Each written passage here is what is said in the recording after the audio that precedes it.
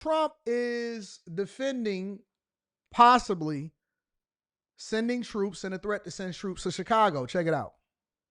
Tonight, President Trump taking in the U.S. Open men's final as a guest of Rolex, receiving both cheers and boos from the stadium crowd. Fans frustrated by delays getting through security. The president taking a quick trip to New York after defending his plan to send the military into Chicago. And after sharing this AI image Saturday, saying Chicago about to find out why it's called the Department of War. Illinois Governor J.B. Pritzker calling him a wannabe dictator and accusing him of threatening to go to war with the nation's third largest city. Are you threatening to go to war with Chicago? When you say that, darling, that's fake news. Well, why would you the Department of Defense? Listen, we're not going to war. We're going to clean up our cities. We're going to clean them up so they don't kill 5 people every weekend. That's not war. That's common sense. I don't understand why the media is more obsessed with rhetoric than they are with actually solving for crimes in your community. This is how you know that media monetizes your crime.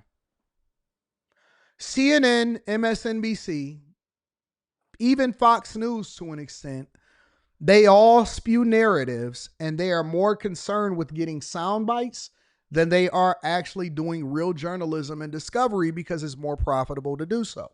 And so because they are called, and actually it's so funny because the Department of War, it harkens back to a time where it was named that way prior to, I believe it was World War II, where it actually changed into the Defense Department, Department of Defense, right? And so instead of being on the defensive, then it's going to be on the offensive. And so now it is called the Department of War.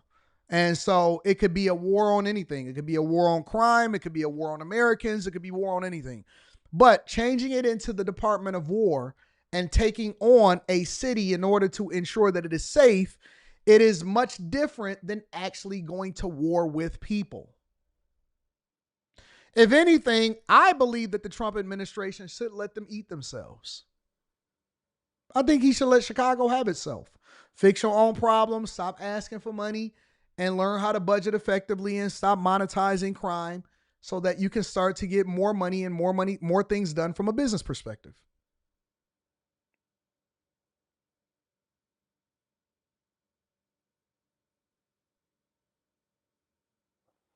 Oh, you wasn't familiar with that? You wasn't familiar with that? And I had this conversation with y'all all week, and I had it all last weekend. The way that they make money off of crime is because they don't want it to be crime free, because then they wouldn't be able to get more money from the federal government for special programs in order to have community involvement, in which they then funnel money through these programs. 95% of it goes to administrative costs. Even Big U, right? I think he was a Crip or something like that. Did y'all know that he was getting money? He was making so much money from the actual federal government, from crime prevention programs. That never should have happened.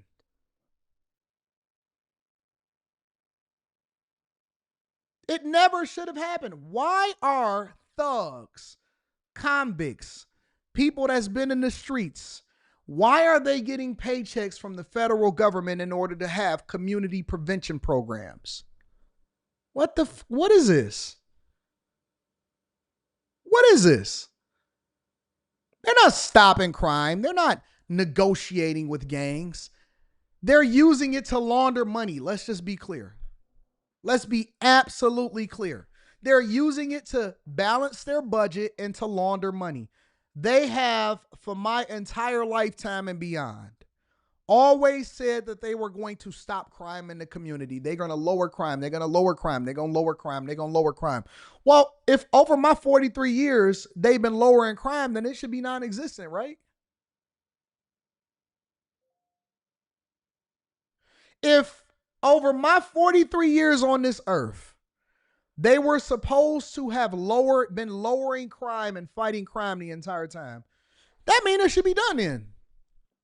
After 43 years, we should literally be done with murders in the communities. No? Bro, 43 years from now, you know what they're going to be saying? But we got the numbers now. It's still going to be 5-10 people dying every single day, but we got the numbers down.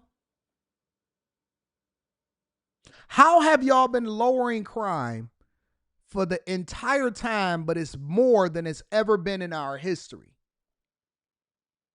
Per capita. Per 100,000 people. We lowering it. We lowering it. We keep lowering it. We fighting it. And then the next person going to come in and say, but you know what? It went up under the last person, but we lowering it. We lowering it. Hey, can I get another $1 billion? Can I get another $500 million? Can I get another $800 million? Can I get some more? Being a politician is being a beggar. You know what they told me? I asked, I'm not going to say who, but I asked somebody, right? And I said, listen, what is it that you guys actually do? And he said, you want to know the truth? I said, yeah. He said, we have to figure out how to raise money and how to ask for money. Building relationships is figuring out how to raise money. I said, raise money for what? Campaigning so you can continue to keep your seat. And then asking for what? Oh, we got to ask for money so that we can continue to plug the budget deficit and then start some new programs. I said, that's what being a politician is? Yeah, I said, I couldn't do it. I couldn't do it. I couldn't do it. I could not do it. So y'all beg for money on both sides. You beg from the federal government, and then you beg for the people. You beg to stay in office and raise campaign funds and build this war chest so that politics is the only place where you can spend $1.5 billion on a campaign to make $500,000 a year. Think about that for a second.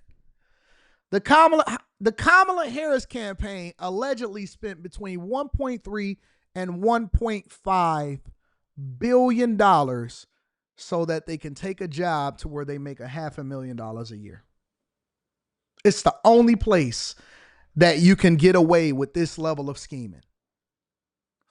Mayors, governors, congresspeople who continue to get rich. Shout out to, what's her name, Ilhan Omar. You get rich by being a public servant, but at the same time, you have to raise money to keep your seat. Dr. Umar Johnson went into the wrong field. He should have went into, I don't even know if he's a real doctor. Umar Johnson went into the wrong field. The way he begged, he should have been a politician. He should have never, ever tried to even scam people. Let me not say scam. He should have never, ever tried to get the community behind him when it came to building a school. He should have just became a politician. The way that some of y'all beg, please hit me. Hit me off with the money, the moolah, $500 dinner. I don't even blame Umar Johnson for being a sex worker. I don't blame him for being a sex worker. I don't blame him for asking black women to pay him $500 so he can take them to dinner with their own money. Because how is that any different than your local politician that is asking you to pay $1,000, $10,000 for a fundraising dinner?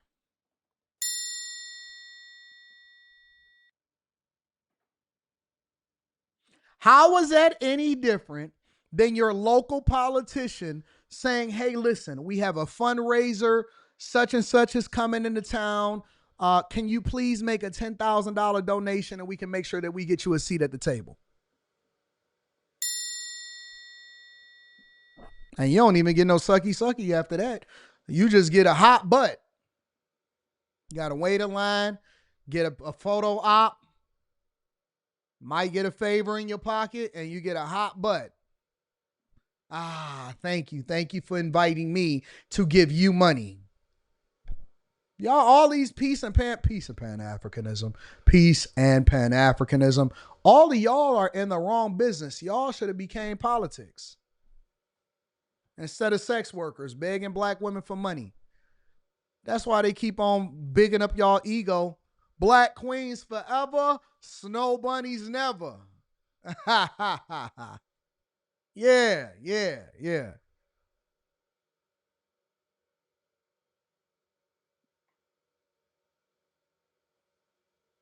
Them up so they don't kill 5 people every weekend. That's not war. That's common sense. Others, including protesters, criticizing the deployment. It hurts to see service members that I consider brothers and sisters. Somebody said, what is a hot butt? Because you be having all them dress clothes on.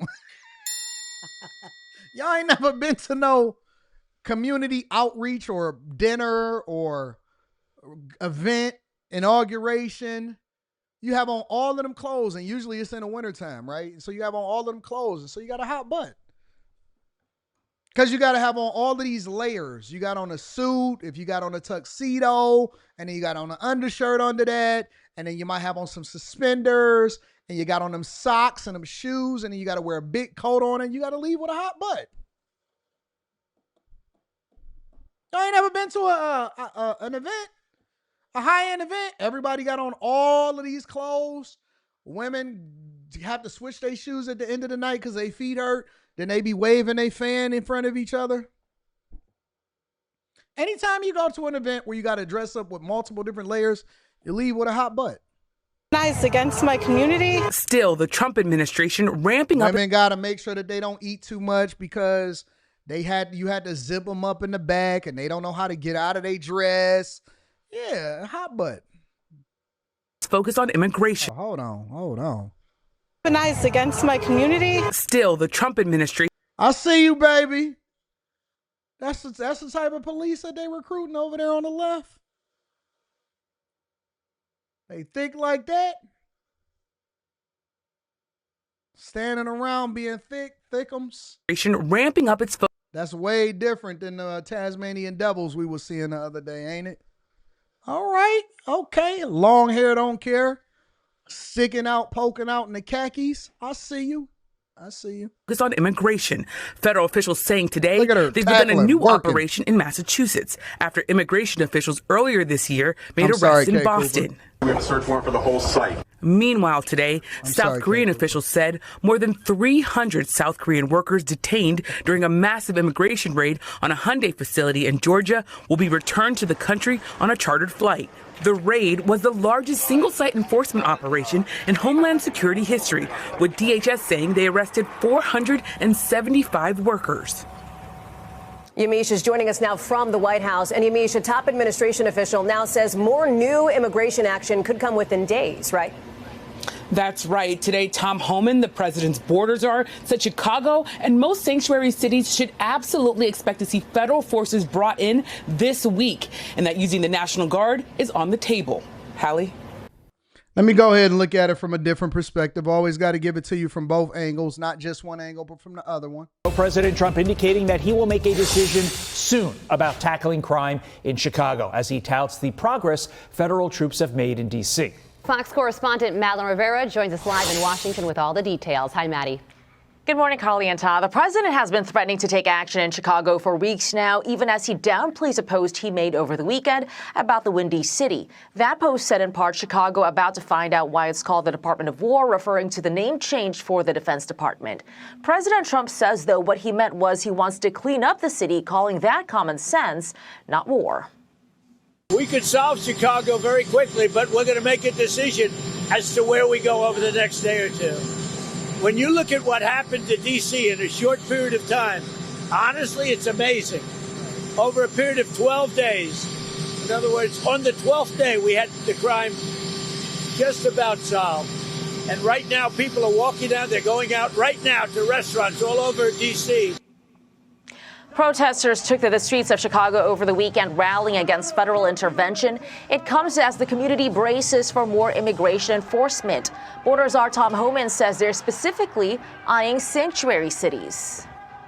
You can expect action in most sanctuary cities across the country. President Trump's prioritized sanctuary cities because sanctuary cities knowingly release illegal alien public safety threats to the streets every day. That's where the problem is. We don't have that problem in Florida. Illinois Governor J.B. Pritzker says he has not gotten a heads up from the White House about enforcement action. Homan suggests Pritzker should know what to expect, saying ICE agents have been flooding the zone in Chicago for some time now. Carly and Todd. Madeline Rivera, thank you. With that, let us bring in political commentator Cameron Kinsey. Cameron, I still can't get over Democrat. Cameron got all the lipstick. You know how them girls be doing, where they be do it all the way up here to make their lips be thicker. I see you, Cameron. Leaders and the people who voted for them, as you saw in that video there, in Illinois, choosing crime over protection. How do you see this week playing out in the Windy City? Well, thank you so much for having me on. After Trump's crime crackdown on D.C., we should note that the city's crime rate is now at a 30-year low. These protests in Chicago are just a testament to the delusion of the Democrats right now.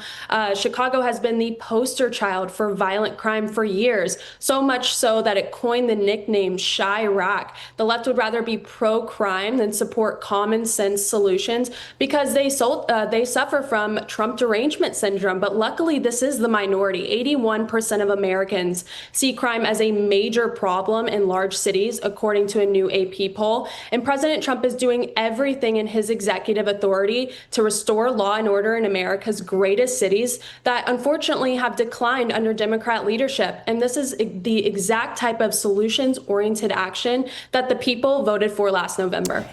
They be getting them lip fillers anyway, too. So don't think that that's not a thing also. They get all of that junk work done. They get lip fillers, they get laser hair removal, they get all of that. Anyways, Trump administration need to hurry up and go ahead and